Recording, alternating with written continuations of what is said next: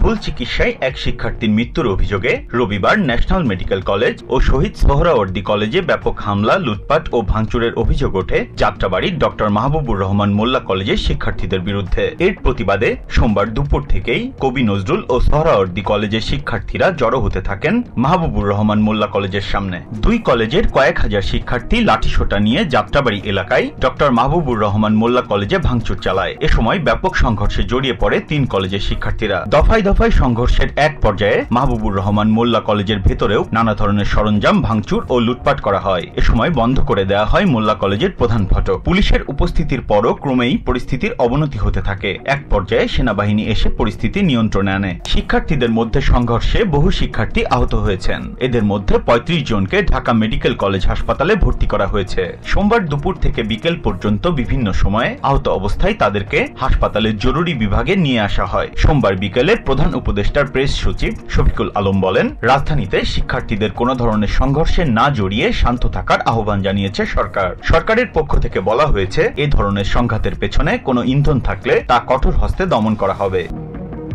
Biprajit Chanda, TVN 24 news desk.